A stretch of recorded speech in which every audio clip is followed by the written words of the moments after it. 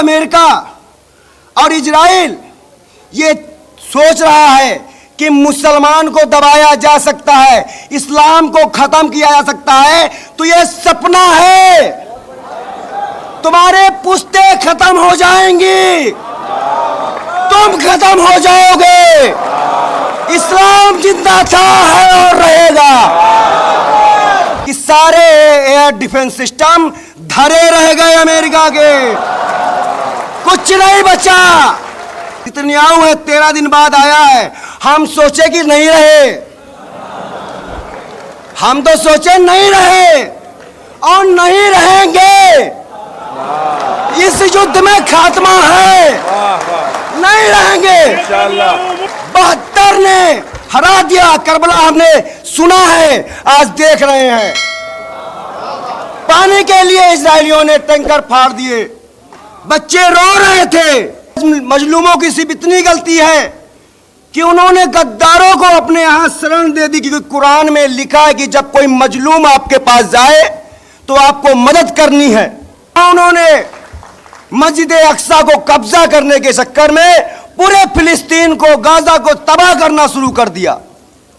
मजलूम चीख रहे थे, वेस्टर्न कंट्रियां चुप थी, पश्चिमी देश चुप थे। अल्लाह के घर में देर है, अंधेर नहीं है।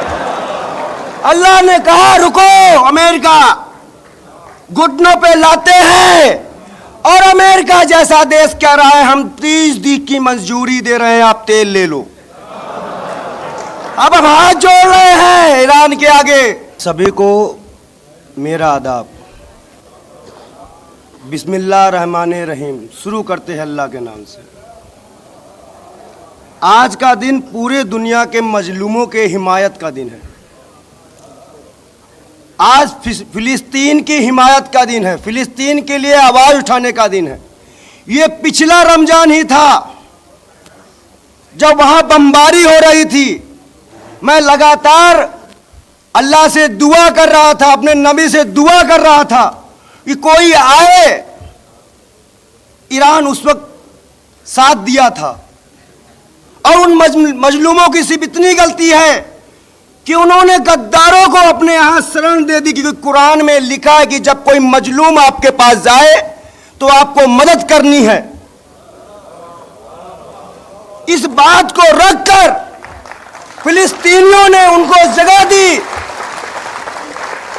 और उन्होंने मस्जिद अक्सा को कब्जा करने के चक्कर में पूरे फिलिस्तीन को, गाजा को तबाह करना शुरू कर दिया। एक धर्मगुरु जो विश्व का धर्मगुरु है, जिसकी मान्यता है, ऐसे इंसान को बेदर्दी के साथ अगर आप मार देते हैं और उनसे पहले हमारी बच्चियों को मारा जाता है। किस मजहब की हमारी बच्चियां, ये हमारी तहजीब नहीं है। बच्ची वो सब आपकी भी है, मेरी भी है और उस परमपिता परमात्मा की संतान है। इकट्ठी बात एक जगह करिए, किसी की परवाह मत करिए। किसी के गुलाम बन के रहना मानवता नहीं है। वो मानव नहीं है जो किसी का गुलाम बन के रहता। मैंने कहा आज उस आत्मा को, उस धर्मगुरु को श्रद्धांजलि देने जाना। आप भी धर्मगुरु हैं, कल आपका भी धर्म खतरे में पड़ सकता है। कहां आप बैठे हैं, कोई भी आपकी सीआईडी करके आपको वहीं खत्म कर देने की बात करेगा। इस जुल्म के खिलाफ एक होकर जो इंटरफेथ को मानते, विशेषकर अपने धर्म को मानिए, उसमें हम पैदा हुए, श्रद्धा रखिए, मगर दूसरे को धर्म के नाम पर या किसी मतभेद के नाम पर अगर आप उनको खत्म करना चाहते हैं तो इंसानियत खत्म हो जाएगी। फिर आपकी अहमियत ही क्या रह जाएगी। जो हमारा दोस्त रहा ईरान, उसमें ऐसा हादसा हो जाए और धर्मगुरु को मार दिया जाए, क्या आपको स्वीकार है? क्योंकि सब धर्मों के साथ जुड़े हुए, मेरे साथ चलना होगा। मैं हिंदू भी हूँ, मुस्लिम भी हूँ, सिख भी हूँ, ईसाई भी हूँ, और इस देश के लिए, यहाँ की सभ्यता के लिए, यहाँ सभ्यता को ललकारा जाए, वहां कहीं समझौता नहीं है। दोस्तों, आज हम यहाँ इकट्ठा हुए हैं एक विचार को लेकर।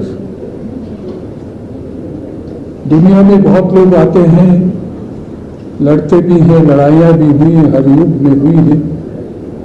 कोई नियम कायदे भी होते हैं, समाज उसका पालन करता है। ये भारत की सभ्यता है, ये हिंदुस्तान की सभ्यता रही।